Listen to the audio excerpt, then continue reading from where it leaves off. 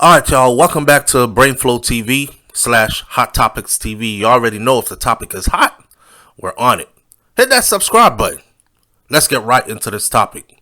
Man, oh man, oh man. It seems like Wendy Williams just cannot catch a break. News broke yesterday that Wendy Williams has officially been diagnosed with aphasia and frontotemporal dementia. We're going to get into the explanation of all that, what it means, and what this could mean for the rest of her life. If you want to take a shortcut, just look at Bruce Willis. Yeah. According to CBS and MSN, Wendy Williams has been diagnosed with primary progressive aphasia and frontotemporal dementia. I don't know if you've ever been around somebody who has dementia, but it is not a good look. And in its latter stages, things can get really, really bad. Now, Wendy Williams has taken a leave from her talk show in 2021 while she was dealing with some health issues, right? And in 2023, after undergoing a bunch of medical tests and whatnot, she was diagnosed with the conditions which affects language, communication, behavior, function, according to a news release. Well, hell, according to science and according to doctors. Wendy Williams, who is now 59 years old, had been open to the public about her Graves' disease and her lymphedema diagnosis. She initially took an indefinite leave from her long-running talk show, which, it was like she was never going to come back kind of thing. Sherry took over and then they changed it to the Sherry Show, and the Wendy seems to have fizzled into the background, dealing with her medical issues, being on the front of tabloids every time people seen her out in public, looking bewildered, looking, like she doesn't know where she's at some of the times, her eyes bulging because of what she is going through. Wendy, which premiered in 2008, in 2022, it was announced that Sherri Shepherd would take over the show as the host. Wendy's care team shared the health update on Thursday to correct some inaccurate and hurtful rumors about her health. Now, I know you can't just go out here sharing anybody's medical information without some level of authority. So I'm wondering, she gave them the right to do so, right? This could be a HIPAA violation. Anyways, she was on occasions seen unable to form words, and she acted erratically, including during the taping of her talk show, which left many fans concerned and confused at the same time. I remember looking at her and I was like, is Wendy drunk? Is she inebriated on set? Because that's what it looked like. It looked like she was effed up drunk and was trying to hold it together. But you see, when you don't know, you just don't know. And then, of course, there were the rumors about her consuming a lot of alcohol and whatnot, right? Now, what is aphasia? Aphasia leaves patients struggling to understand language and communicate.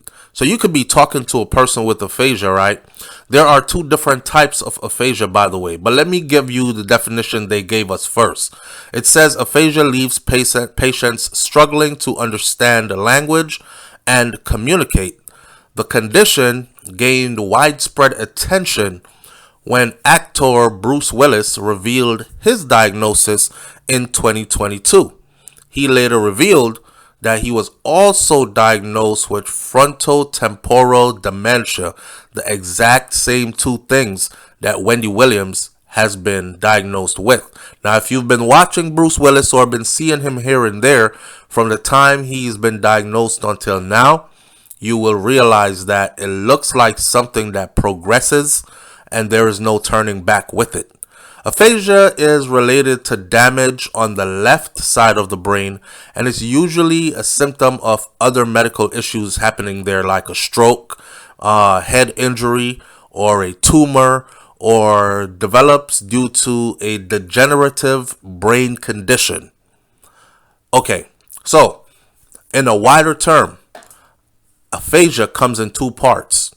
You have Broca's aphasia and you have Wernicke's aphasia. I say this so you can go and look it up because I love educating.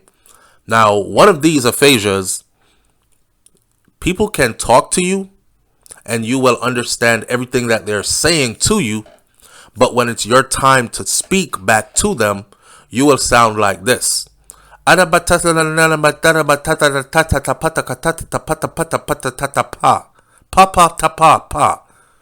you can see, that made no sense, right?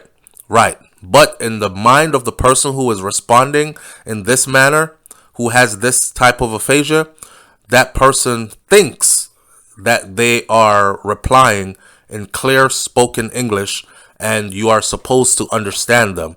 So they also don't understand why you are not understanding them, which brings about a whole lot of anxiety, fear, frustration. I'm explaining things to you. Why are you not understanding me? And instead of saying I'm explaining things to you, why are you not understanding me? What we will hear on the outside of that person is because that's what's coming out of their mouth. But in their mind, they are saying, I'm explaining things to you. Why are you not understanding me? They're not even hearing themselves sound. It's a serious issue, right? That is one form of it. Again, there's Broca's and then there's Wernicke's aphasia. The other one, so one will affect their speech, but they will still be left with understanding of language. The other one, they can speak fine, but whatever you speak to them will go into their brain sounding like mumbo jumbo, right? So they will hear when you speak and you say, good morning, how are you doing? They will hear, and they'll be like, what? What are you saying? What are you saying? And you'll say, I said good morning, how are you doing? And again, they'll hear, right. So there's Broca's aphasia and Wernicke's aphasia. Can't break it down for you any plainer than that. How do I know? Because I work in the field of occupational therapy. Went to school, studied it, worked in my field, worked with patients who actually have suffered from both. So I've seen it textbook style on both sides. Also, I've worked with patients who have frontotemporal dementia. And I can tell you that it's not something good at all.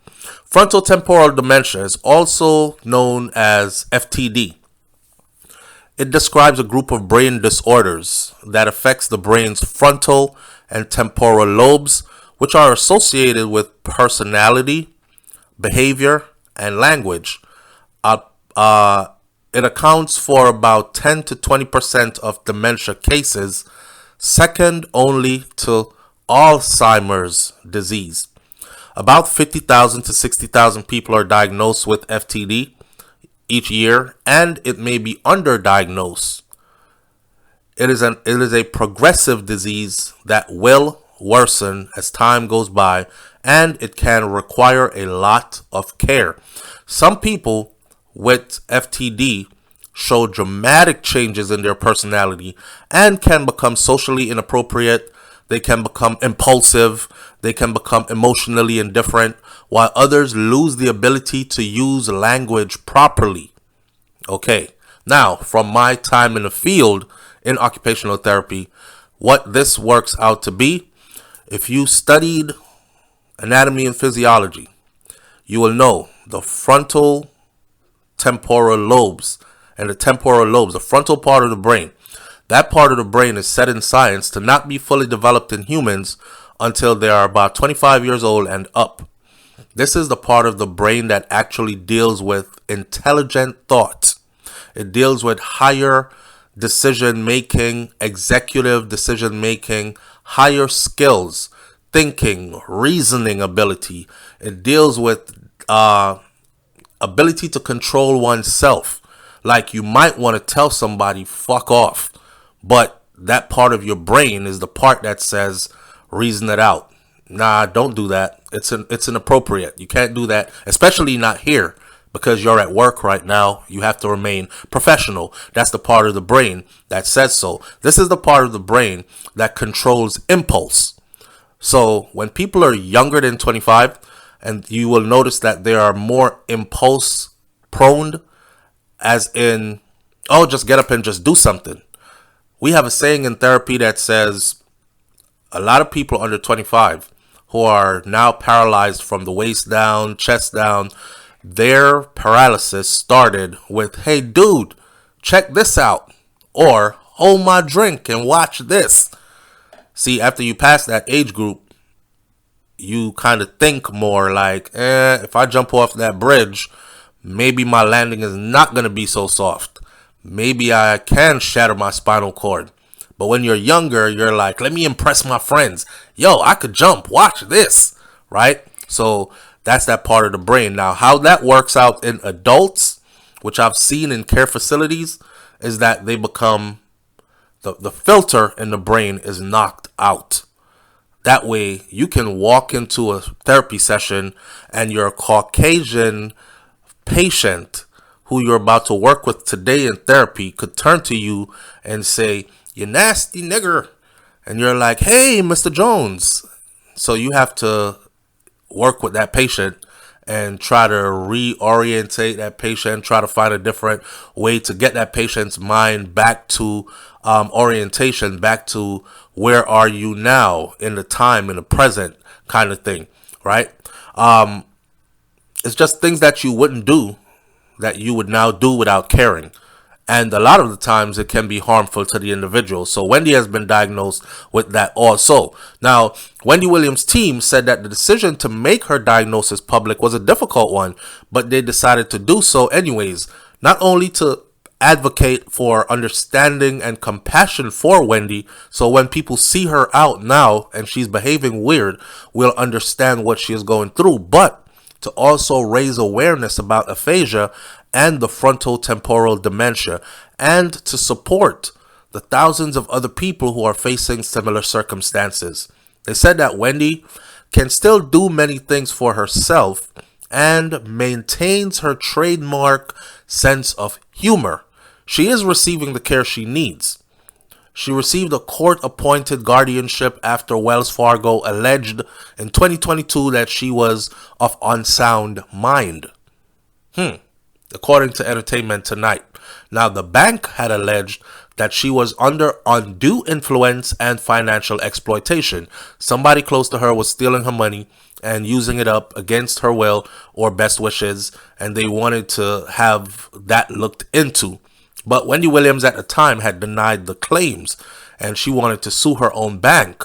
How dare you? It's my money, and I want it now, right? Her son, Kevin Hunter, also raised concerns about the guardianship that was around her. Her manager, Will Selby, refuted the claims of E.T., saying that she is not being taken advantage of. If anything, she has been taken good care of.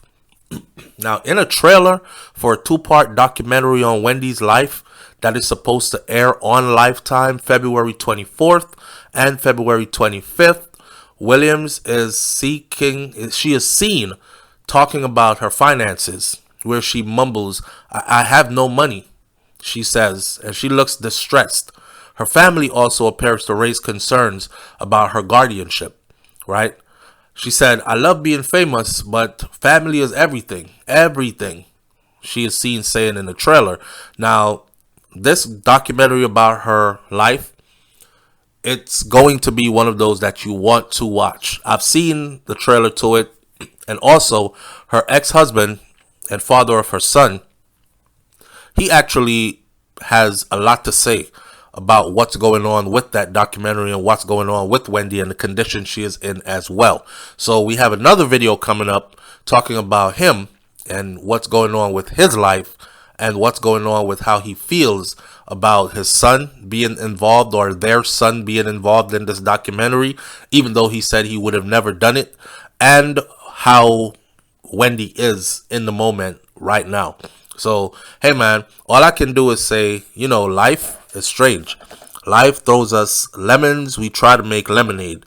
Life throws us curveballs, we're not ballers, so we try our best to handle whatever life throws us, right? At the end of the day, the lesson is this, right? Nobody is perfect. Everybody has their ups and downs. Sickness is for everybody. And like my grandmother said, if you live long enough, you're gonna get your special package from life. Actually, my auntie said, if you live long enough, you're going to get your special package from life. Life has a package for all of us. We don't know what it is. It could be dementia later on in life. It could be Alzheimer's or early onset of Alzheimer's. You could be fit and healthy and enjoying life, and suddenly you're diagnosed with shortness of breath, which leads to this and leads to that. You go to the doctor only to find out you've developed a heart disease, and now you need a heart transplant, and your kidneys are failing, and this is happening, and that's happening. We are human beings. So it is important to have compassion for others and never think that what you see others going through, that you are immune to it, because you are just as human as they are, and it's out here waiting for you as well. Sickness is one thing that's here for everybody. Death follows, and no one can escape it that's alive. Everyone that's alive must and will die, right? With that said, we send our best wishes out to Wendy. You know, they have a saying that says, when man plans, God laughs. Take with that, do what you will. I'll catch y'all on the next video. It's Brainflotv, better known as Hot Topics TV, and you already know, when the topic is hot, we are on it. I'm out. Peace.